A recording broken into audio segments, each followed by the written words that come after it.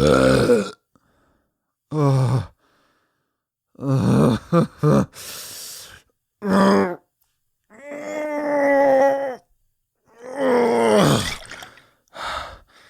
uh, wow.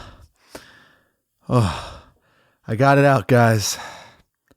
I got it out.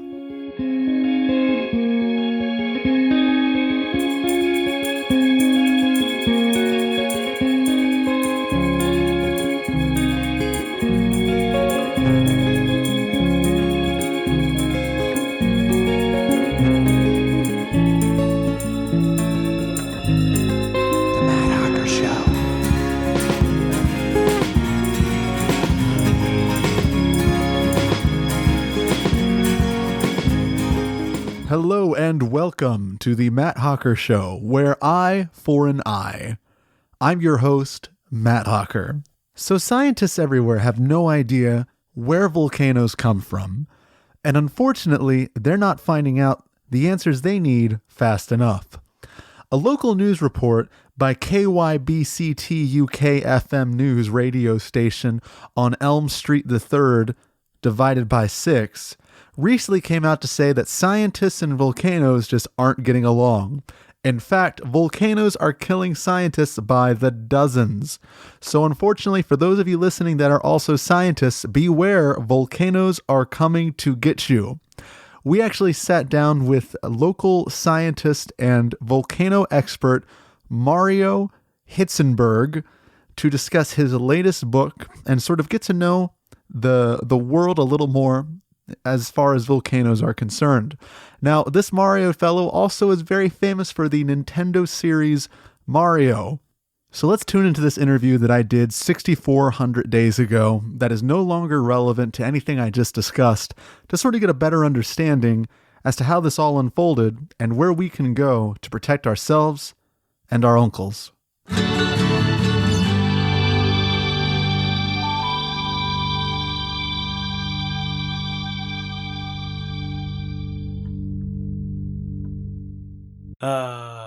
How do you feel about prostitutes? Well, prostitutes, purveyors of the world's oldest profession, as people often say. It's not little. I mean, it's a thing.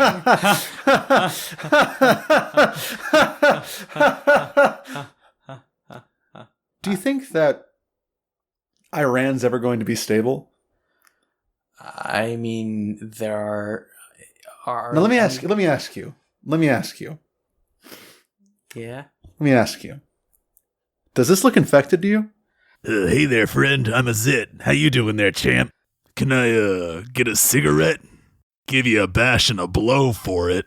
Well, I mean, I'm not a doctor, but, that looks different from the rest of your body, so it might be, but, don't take my word for it. That's a good point. Do you ever wonder what happens when we die? I think about it all the time, but I mean, it's basically, a bit of a moot point because... Hey, this is the Matt Hawker Show. Today I'm interviewing Mario. I got Mario from the Nintendo world here on the Matt Hawker Show. He's from Nintendo. Mario, tell us a little bit about the Yahoo. Well, it's something that I used to say all the time, but I think I'd like to try with a new style from here on out, because I think the whole Yahoo, the high-pitched sort of voice, it is endearing, but I think it's getting played out. How come after all these years of jumping, you're still really fat? Nice, indeed. Sounds pretty good, wouldn't you say? I don't really think if, Is hitting blocks a form of blockism? I can't answer that question. I'm sorry. Could you just...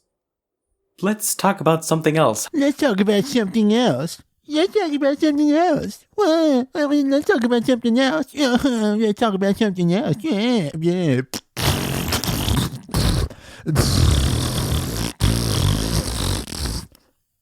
How about that new video game of mine that's coming out, huh? You're not really Mario. You're just a guy I brought onto this show to pretend to be Mario. I. Oh. It's not funny. Don't. Right. Why are you laughing at me? I'm not. This is the Matt laughing. Hawker Show. This is my show. Are This you is listening to me? this I'm is not actually my laughing. show. No, you can't laugh at me. Don't laugh at me. This, Okay. I never laughed once this interview, okay? I'm taking this very Okay. seriously. I traveled far for this interview for a chance to interview Mario of the Nintendo world, okay? I mean, you probably should have gone to maybe Japan or wherever that one guy lives. You know, the guy who actually voices Mario. You may have had a better, chance of. I don't getting know. your interview. I don't know. Okay? Well, now you do know. All right, and this has been an interview with Mario for the Matt Hawker Show. Thank you so much for tuning in. I hope you enjoyed the interview. If you're interested in Mario's new book, How to Be a Man a Woman's Way, feel free to look it up on Google. That is google.com. We are excited to interview for that today. And by interview for that today, I mean I already did the interview. Thanks for being on the show, Mario. It was an okay time, I guess. Can I get that cigarette or not?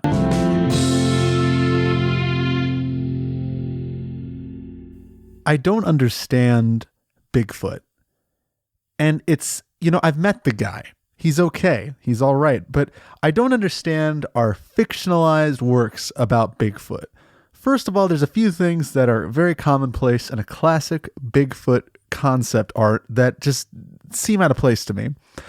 And most of it really centers around the feet. So, honestly, with a name like Bigfoot, you would think that the feet would be the center of attention, but it rarely is. So what do we generally see with a Bigfoot that is, all over posters and media and on the internet and so on? Bigfoot has clean feet. He has clean, hairless feet, almost always. I mean, sometimes there's like some hair on the toes, like, a 40-year-old dad or something, but he is always pretty much hairless down there compared to the rest of his body, which is just, covered in basically sheep fur dyed brown with poop. So I don't really understand it. Why does Bigfoot have hairless feet? Doesn't make sense, doesn't add up. And they never really seem that big. I mean, he pretty much has normal feet. I mean, assuming Bigfoot is massive, he's going to have big feet that are going to hold him up. So the science doesn't really add up. And it just upsets me. It concerns me because I feel, quite frankly, that most artists out there are misrepresenting Bigfoot and who Bigfoot is. And I frankly feel that if you're going to go with a name like Bigfoot in the modern world, that your feet should be reflected truthfully. I mean, those feet are a cornerstone of the Bigfoot identity. They represent who he is. They are a pillar of his brand. And I feel that people are just sort of willy-nilly throwing it out there and smashing that marble, and, the whole building falls apart. And they don't even care because they are rising through the rubble and getting their own glory, their own attention. So to all of you out there that are insulting the brand of Bigfoot with your terrible art and your terrible interpretation of what and who Bigfoot represents, I say no. I shun you. I deny you your right to freedom of speech. I'm taking it away. You don't get to speak anymore. This country was founded on people like Bigfoot, and I think it is sad and disgusting that you would sully it with your inaccuracies. Bigfoot is as human as the rest of us.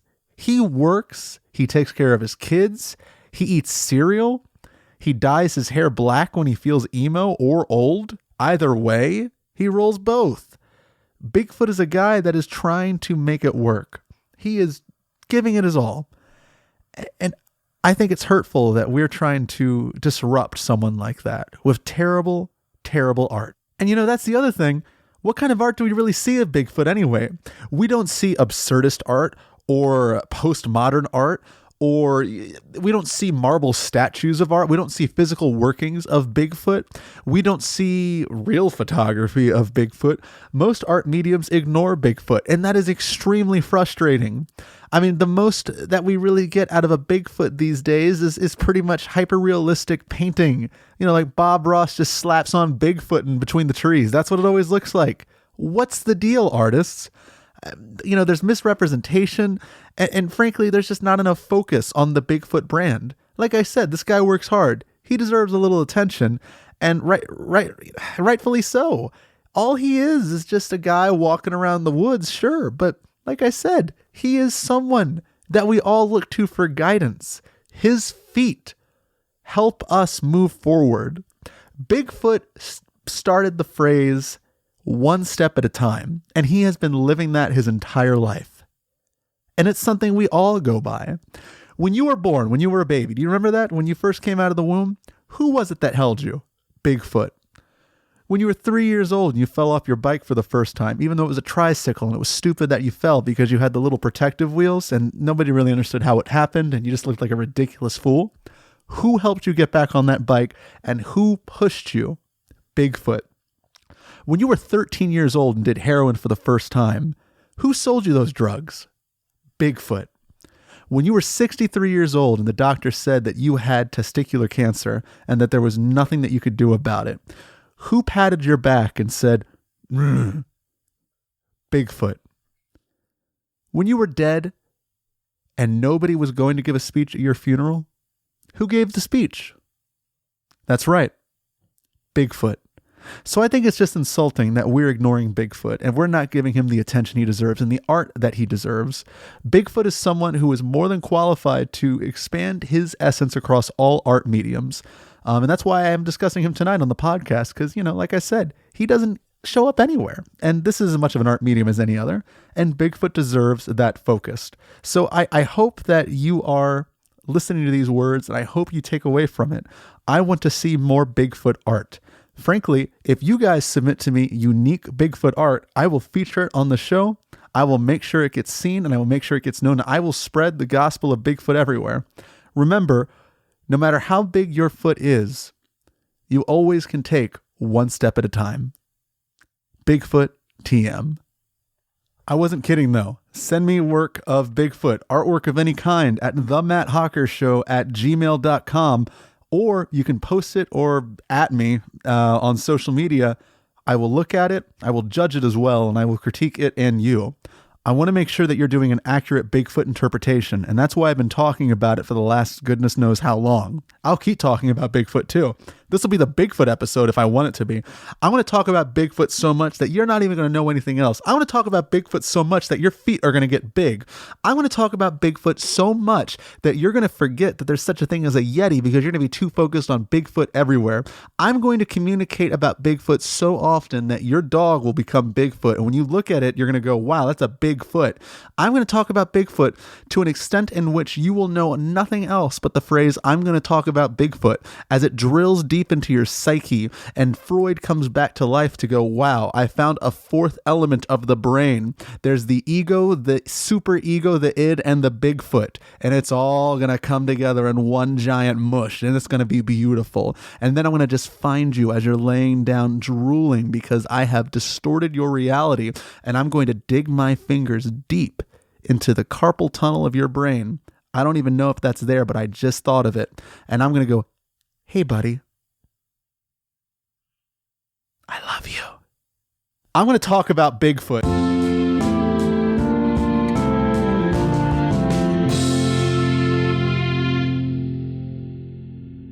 So I've been told by a few people that the podcast is lacking some modern touch. So I have with me a video game controller.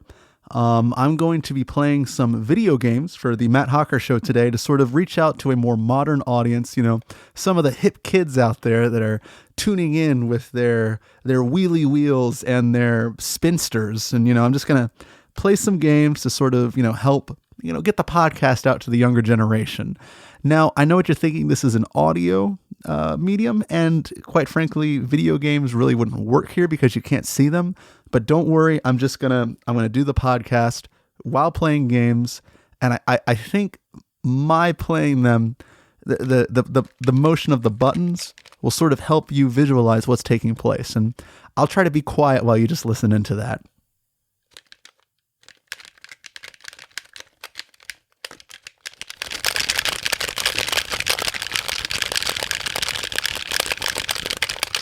And that's how you play Turok, the video game. I noticed you might be a little confused. I can tell by your faces. I was watching.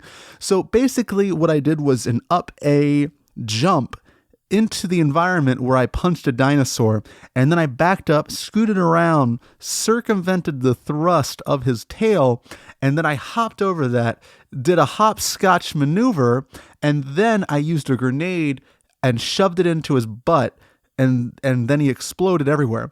Then, realizing I was low on HP, I consumed his remains without cooking it. But unfortunately, because I didn't cook the meat, I ended up getting dysentery. Now, I know that you might be thinking, wow, he probably died from dysentery. I did not, because I used a cheat code. Now, when I activated that cheat code, the game asked me to offer 1 droplet of blood to the gaming world. Now, the gaming world is a force that I don't quite comprehend, unfortunately.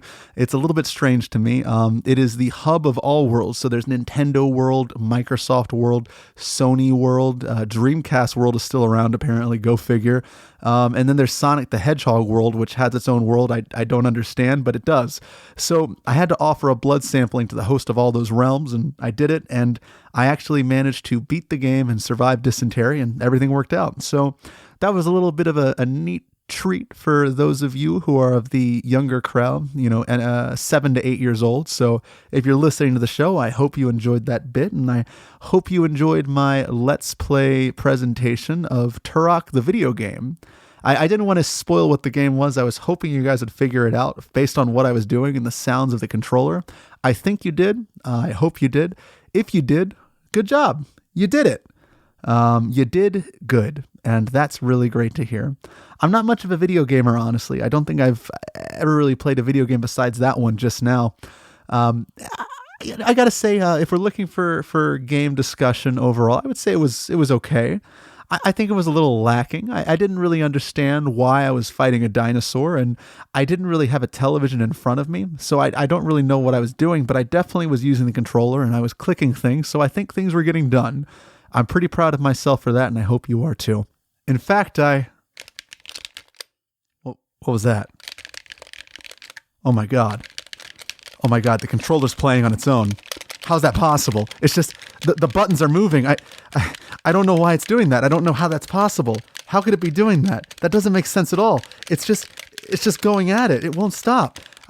What do you want from me? What do you want from me? What does that mean?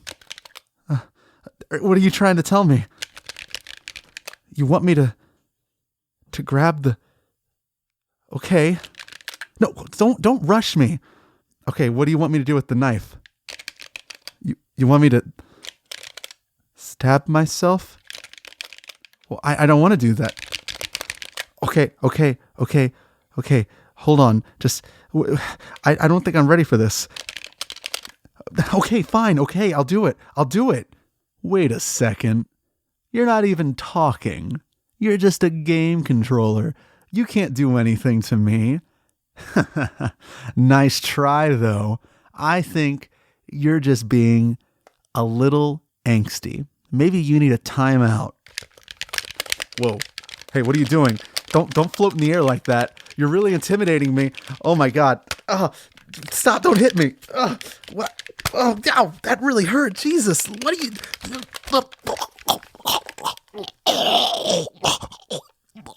Please stop. I just...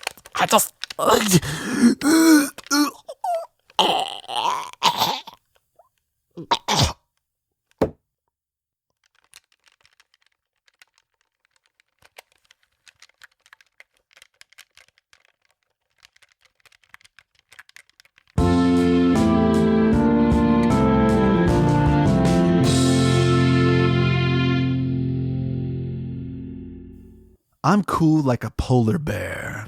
That's right. I'm suave like a mop.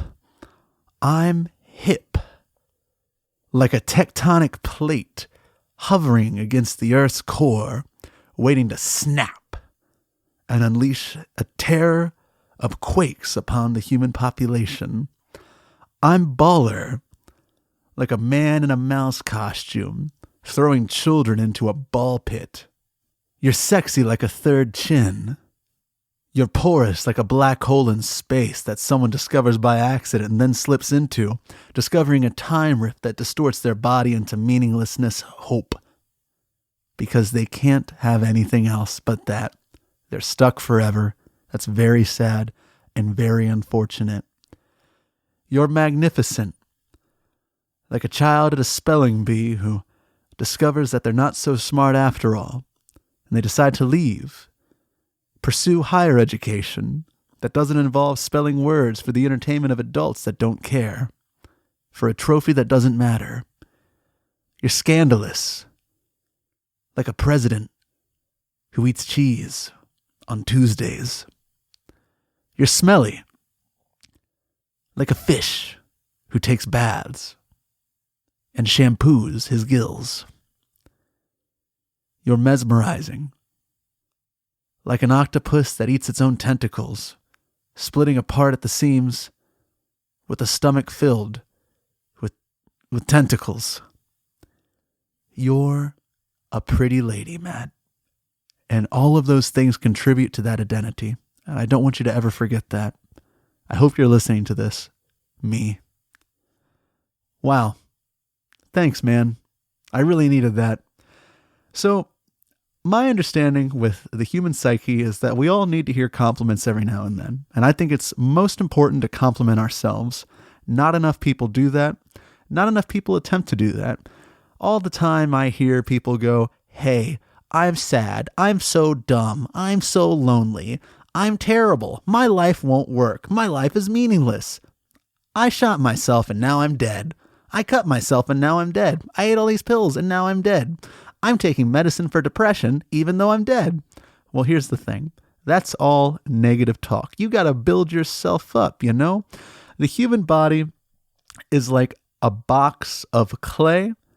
It just hardens up and there it is. But if you leave the dirty stuff in there, you're just going to have a box filled with clay, filled with dirty stuff. You got to reach in there and you got to pull it out. And you got to pull it out of that box and you got to do it fast. And it's not easy. I get it. I understand. But that's the thing about clay, you know? It's pretty malleable. And you can get in there if you really reach in deep. And if your hands get stuck, at the very least, you can tickle the bad stuff in you and make it laugh itself into extinction. These are options that you have, and I encourage you not to forget them. And it's not so much that I'm saying that you look like a box, it's just that you are a box. And once you accept that, life can get a little easier, or maybe a little more difficult. I'm not really sure. Anyway, thank you for listening to the Matt Hawker Show today. As always, you can check me out on social media. I am naked there. You can check out my body, and you can write on it. You can draw on it. And you can put triangles around my nipples and say I'm hip. You know, like the young kids do. But anyway, you can find me on Twitter at twitter.com/Matt Hawker Show. You can find me on patreon.com/The Matt Hawker Show, where you can support the show if you're interested. I love talking to the fans about all the stupid things they want me to talk about, or not at all, because nobody will talk to me about that, because no one wants to talk to me because I don't talk to anyone else. And I like to talk fast in an attempt that's really kind of menial in a way to persuade myself that I'm actually in a conversation, even though I'm not. Also, facebook.com/The Matt Hawker Show. I'm on all that crap and I'm not flushing it. So feel free to dive in there and rub your face in it. Thank you very much. And remember, the Church of Atheism is built on the organs of immigrants.